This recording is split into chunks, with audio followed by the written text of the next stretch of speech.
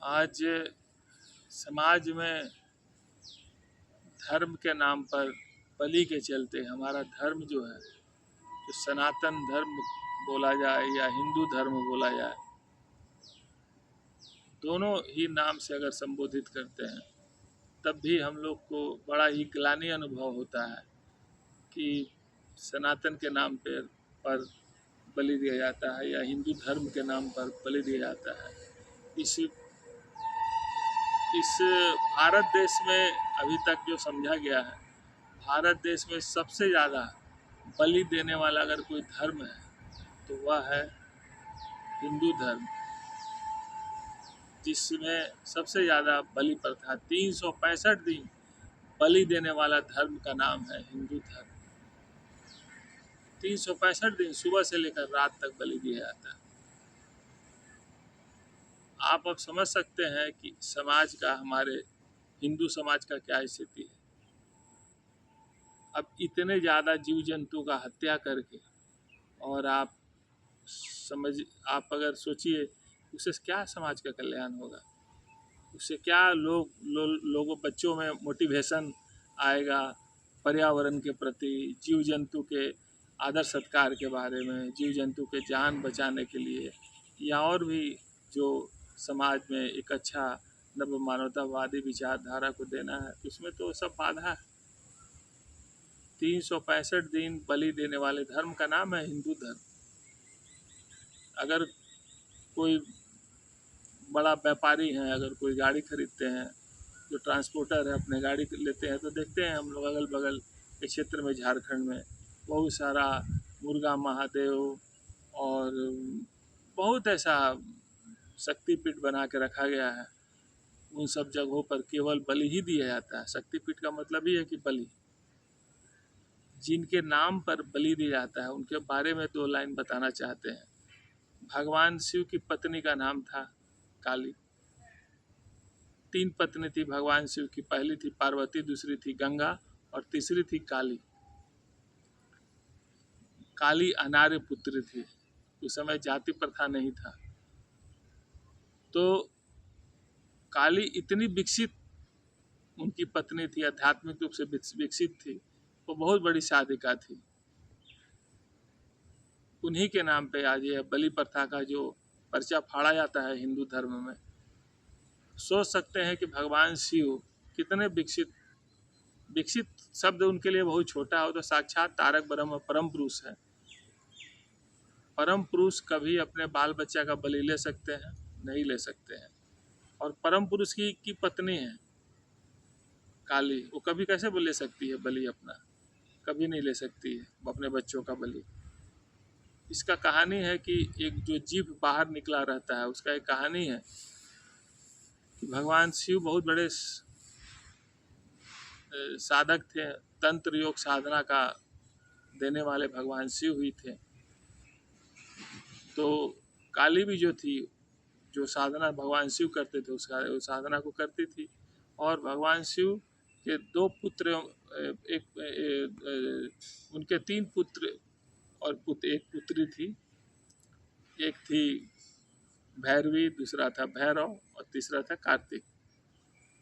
तो भैरव और भैरवी बहुत बड़ी साधिका थी। भैरवी भी तंत्र साधना करती थी पिताजी के साथ, भगवान शिव के साथ। तो एक बार अमावस्या के रात को, अमावस्या शब्द का व्यवहार इसलिए दिन का किया जाता है क्योंकि पृथ्वी का गुरुत्वाकर्षण शक्ति जिस दिन ज़्यादा रहता है उस दिन आध्यात्मिक योग साधना में बहुत ही सहायक होता है। एकादशी, अमावस्या एवं पूर्णिमा को पृथ्वी का गुरुत्वाकर्षण शक्ति बहुत ही तेज रहता है।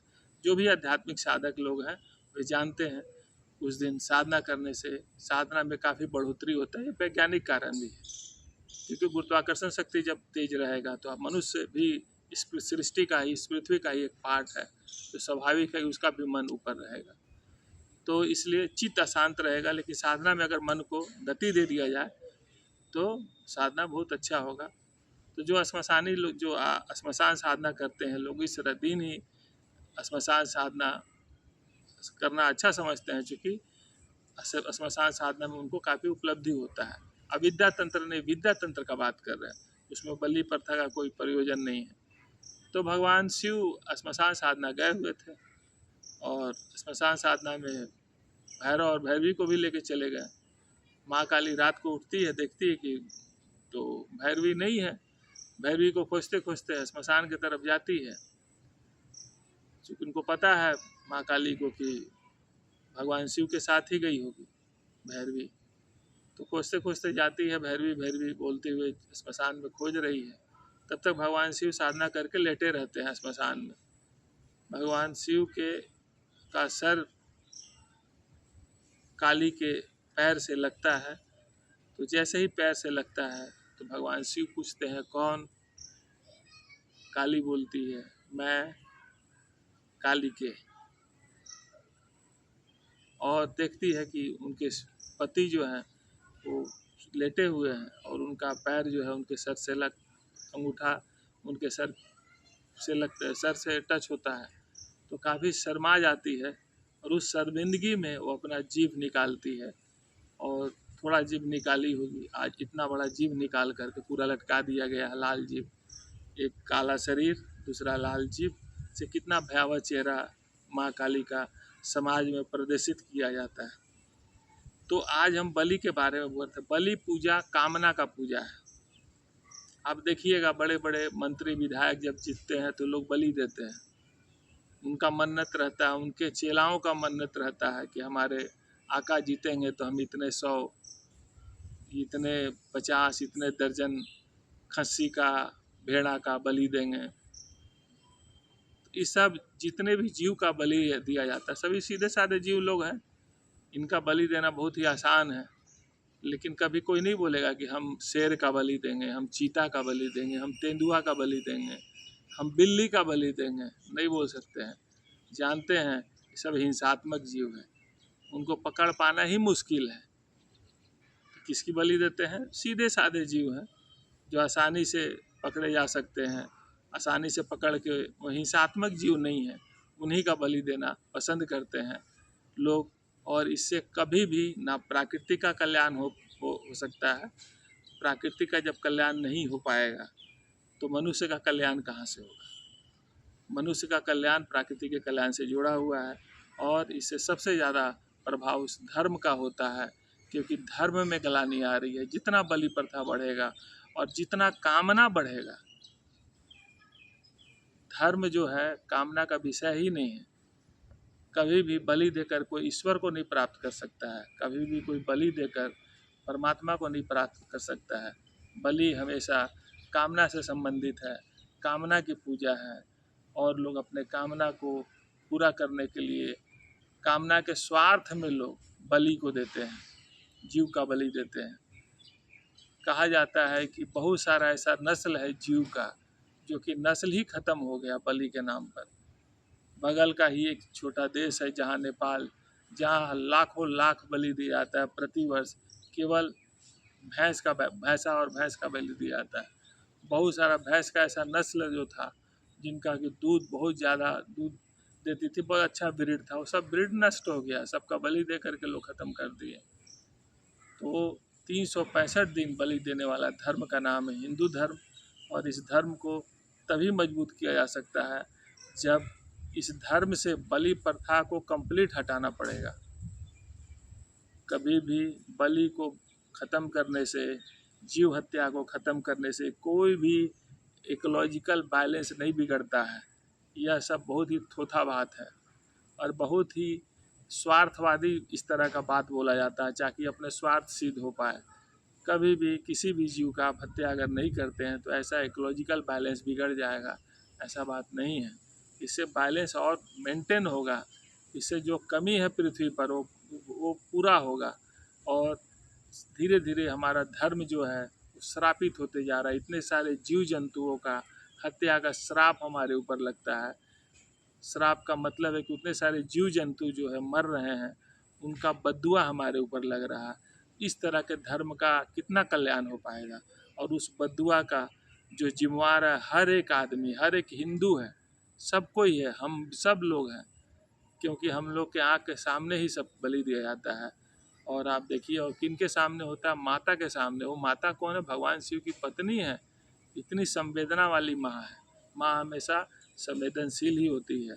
किसी भी माँ, और उस माँ के सामने उनके बच्चों का बलि दिया जाता है। तो बच्चे केवल मनुष्य ही नहीं है, हर जीव जंतु, गुल्म लता, पेड़ पौधे, हर जीव जंतु, सब कुछ, सब सृष्टि जो है परम पुरुष की मानसिक परिकल्पना है। और सभी उनका जितने भी जीव जंतु सब उनके बगीचे के फूल हैं। इसलिए कभी भी बलि प्रथा को प्रश्रय ना दिया जाए।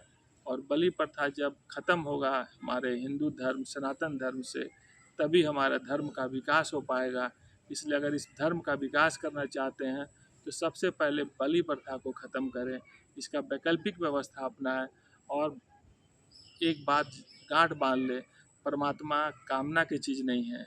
परमात्मा से कामना पूरा नहीं होता है। परमात्मा अनुभव करने की चीज़ है। परमात्मा को अनुभव किया जा सकता है। और जब परमात्मा का मनुष्य अनुभव करेगा तभी मनुष्य अनंत चेतन सत्ता में अपने को मर्ज कर सकता है और अनंत शांति पा सकता है। और उसी अनंत शांति की खोज में मनुष्य इधर से उधर भटक रहा है। उसके लिए बहुत विभिन्न तरह का भौतिक साधन को भी अपना रहा है। इसलिए इन सब चीज़ों का निचोड़ यही है कि हम लोग प्राप्ति की ओर बढ़ें, हम लोग अनंत सुख, अनंत की ओर बढ़ें। अनंत आनंद है, अनंत आनंद अनंत चेतन सत्ता में है, परम पुरुष में है। जब तक उसको नहीं पाया जाएगा तब तक मनुष्य का ना विनाश हो सकता है, ना सृष्टि का सकता है। इसलिए हम लोग इसी तरफ आगे बढ़ें। आनंद मार्ग, सुनील आनंद।